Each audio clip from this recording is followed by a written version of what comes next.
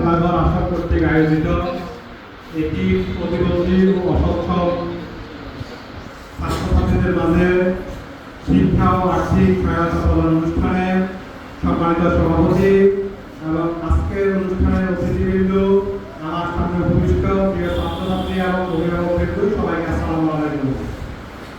সবাই কেমন আছেন? কেমন আছেন সবাই? আলহামদুলিল্লাহ, সবাই আমরা ভালো আছি। আজকের এই ব্যতিক্রম অনুষ্ঠানে ব্যতিক্রম এক সংগঠনে প্রতি বছরের ন্যায় এবারও এই সংগঠন তার ধারাবাহিকতা বজায় রেখেছে।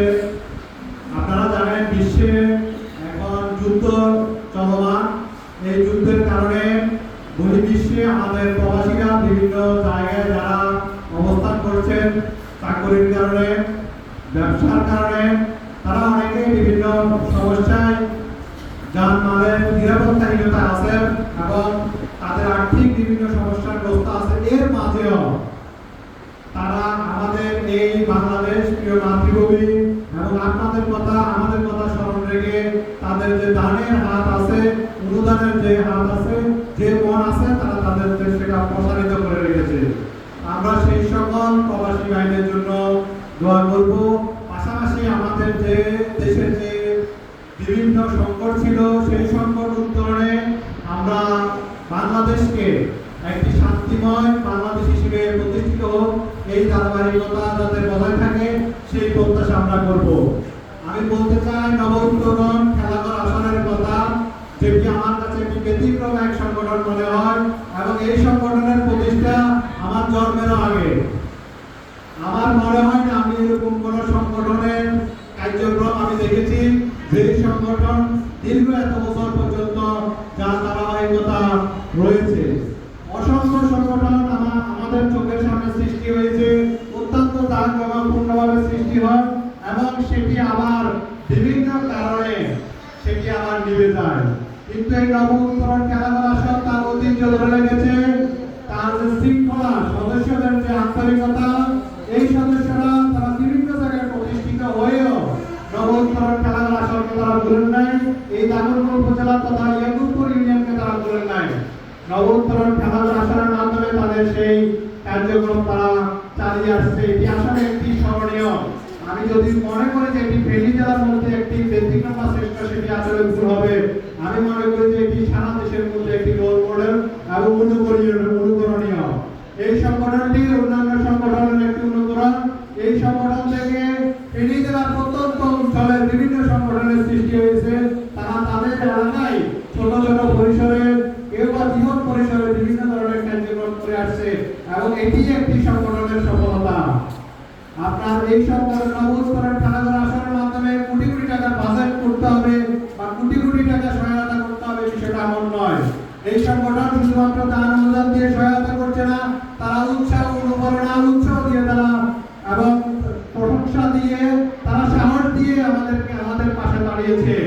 এই সংগঠনের যে ব্যতিক্রম কার্যক্রম, আজকে তারা যেটি কালেকশন করেছেন দেশে এবং প্রবাস থেকে, তারা ইচ্ছে করলে আপনাদের হাতে একটি খাম ধরিয়ে দিয়ে তাদের দায়িত্ব তারা শেষ করতে পারতেন, কিন্তু না, তারা শিক্ষাকে উজ্জীবিত করেছেন।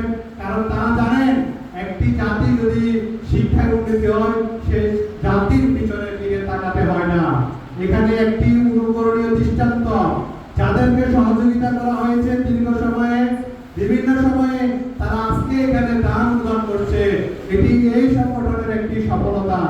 আমি এই সংগঠনের সাথে যারা সংশ্লিষ্ট আছেন, এই সংগঠনের সভাপতি, সম্পাদক সহ বিগত সময়ে যারা দায়িত্ব পালন করেছেন, বর্তমান সময়ে যারা দায়িত্ব পালন করছেন এবং প্রবাসে থেকে, দেশে থেকে, দূরে থেকে আজকে এখানে উপস্থিত হতে পারেন নাই, কিন্তু এই সংগঠন সফল করার জন্য তারা তাদের যে মনের প্রশান্তি, মনের দান, অনুদান, সময়, পরামর্শ দিয়ে এই সংগঠনকে এগিয়ে নিচ্ছেন, আমি তাদের নিকট কৃতজ্ঞতা জানাই। পাশাপাশি যারা এই সংগঠনের নীতি নির্ধারণ রয়েছেন, যারা এই কর্মপন্থী ছাত্রছাত্রীদের পাশে দাঁড়িয়েছেন, তাদেরকে আমি আন্তরিক ধন্যবাদ জানাই। বিশেষ করে তারা যে শিক্ষা উপকরণ দিচ্ছেন, এটি আসলে একটি শিক্ষার্থী মিনিমাম 6 মাস থেকে 1 বছরের একটি শিক্ষা সামগ্রী সহায়তা। এই শিক্ষা সামগ্রী সহায়তা অনেক সময় অনেক বাবা মা তিনি দিতে পারেন না। অনেক শিক্ষার্থীর খাতা, বই, কলম অনেক অনেক সময় থাকে না, কিন্তু এই সংগঠন যে এলাকায় আছে সেই সকল শিক্ষার্থীদেরকে পেছনে তাকাতে হয় না। এবং আমি মনে করি যে এটি আসলে আপনাদের দান প্রদানের পাশাপাশি একটি উপহার। আপনাদের শিক্ষা জীবনকে এগিয়ে নিতে এই সংগঠন আপনাদের অভিভাবক হিসেবে কাজ করে। শুধুমাত্র এই শিক্ষা সহায়তা দিয়েই তারা ক্ষান্ত নয়, তারা বছরের বিভিন্ন সময়ে আবার এই শিক্ষার্থীদের খোঁজখবর রাখেন। এই শিক্ষার্থীরা জ্বরে পড়ছে কিনা, শিক্ষার্থীদের পড়ালেখা ঠিক মতো হচ্ছে কিনা, অথবা এই শিক্ষার্থীদের শিক্ষা সহায়তা আরো প্রয়োজন আছে কিনা তারা সেগুলো নোট নেন। কার কার প্রয়োজন সেই অনুযায়ী তারা সেই হিসেবে ব্যবস্থা করেন। কারোর জন্য বই, কারোর জন্য কলম, কারোর জন্য খাতা, আবার সাথে সাথে রেখেছেন নগদ অর্থের সহায়তা। আমি মনে করি যে আপনারা যদি মনে করেন যে নবোত্তরণ খেলাঘর শুধুমাত্র বই খাতা বিতরণ করে, বিষয়টা এমন নয়।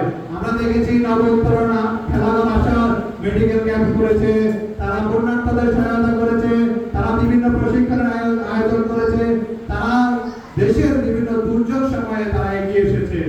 তা আমি নবোত্তরণ খেলাঘর আসরের যে ঐতিহ্য, যে নতুন প্রজন্ম সৃষ্টি হচ্ছে, তারা এই খেলাঘর আসরের দায়িত্ব সাংগঠনিক জন্য ধীরে ধীরে শেখার মাধ্যমে তারা বুঝে নেবেন। যারা এখন বর্তমানে দায়িত্বে আছেন তারা এই সংগঠনকে আরো উজ্জীবিত করবেন, এই প্রত্যাশা রাখি। আজকে যারা এখানে অতিথি হিসেবে